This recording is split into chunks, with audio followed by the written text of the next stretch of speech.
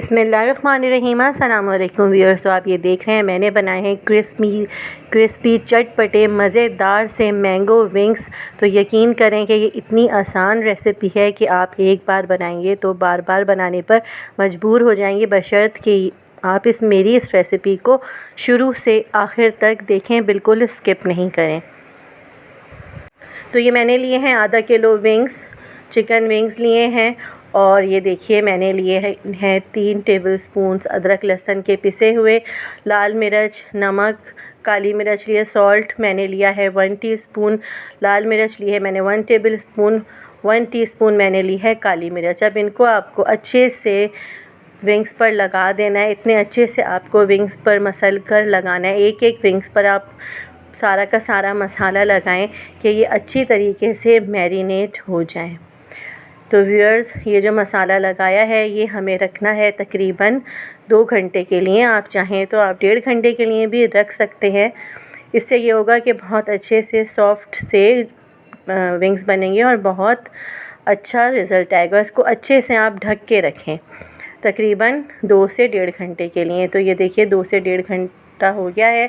और अब मैंने लिया है मैदा 2 टेबलस्पून, कॉर्नफ्लावर लिया है मैंने 1 टेबलस्पून। और अब आपको हाथों की मदद से बहुत अच्छी तरीके से मसल के मैदे को सारे विंग्स पर लगाना है, मसाला लगे हुए विंग्स पर।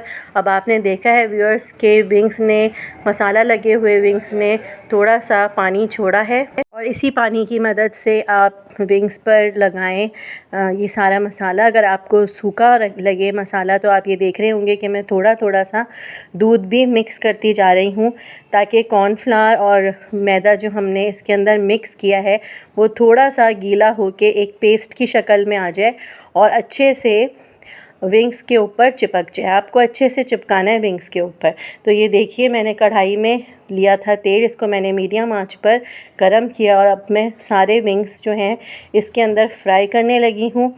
अब आप देख लें कि आपको ये विंग्स बिल्कुल इस तरह से फ्राई करने हैं कि जैसे हम पकौड़े फ्राई करते हैं।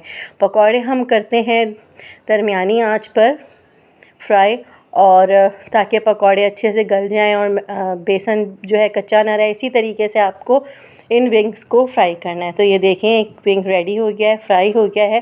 बिल्कुल पकौड़ों की तरह से आपने विंग्स को फ्राई कर लेना है कढ़ाई के अंदर। तो व्यूअर्स, बहुत ही मज़ेदार सी खुशबू आ रही है और ये देखें कितना खूबसूरत सा ये विंग रेडी होके आ गया है। आप एक थाली में इस सारे विंग्स को निकाल लें।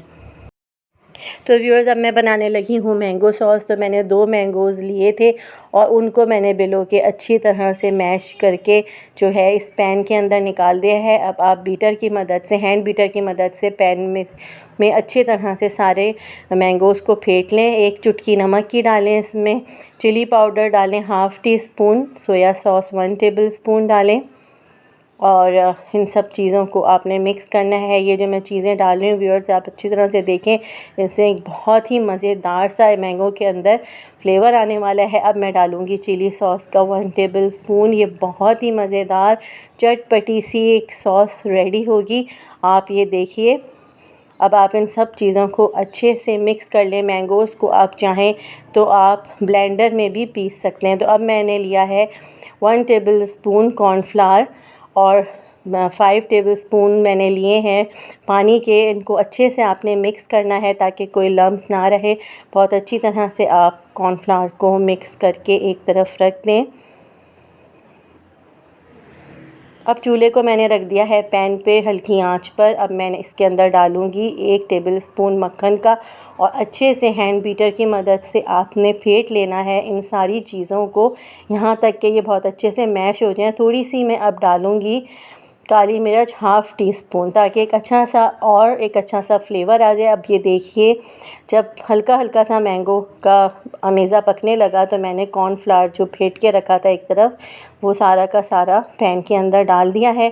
अब आप कॉर्नफ्लावर को भी अच्छे से पकाएं, खूब अच्छे से हैंड बीटर की मदद से मिक्स करें। तो ये देखिए धुआं उड़ने लगा है और बबल्स भी आ रहे हैं, इसका मतलब है अमेज़ा अच्छे से पक कर रेडी हो गया है। तो इसकी कंसिस्टेंसी आप देखें इस तरह की होनी चाहिए। और अब आप बंद कर दें चूल्हा।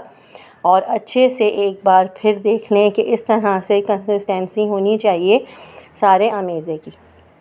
अब जो भी फ्राई करके आपने विंग्स रखे थे वो आप सारा के सारा इस सॉस में डाल दें और अच्छे से मिक्स कर लें। तो व्यूअर्स ये देखें कितनी आसानी के साथ एक रेस्टोरेंट में इतनी एक्सपेंसिव बनने वाली ये डिश कितनी आसानी के साथ घर की चीज़ों से बन के रेडी हो गई है। आप बच्चों को खिलाएं, अपने मेहमानों को सर्व करें और तारीफ़ें समेटें। तो व्यूअर्स उम्मीद करती हूँ कि आपको मेरी ये रेसिपीज़ बहुत अच्छी लग रही होंगी और आप मुझे कमेंट्स में ज़रूर बताइएगा कि आपकी रेसिपीज़ बनके किस तरह से रेडी हो रही हैं। और अब मुझे आप दुआओं में याद रखिएगा, अपना बहुत ख्याल रखिएगा। अल्लाह हाफ़िज़।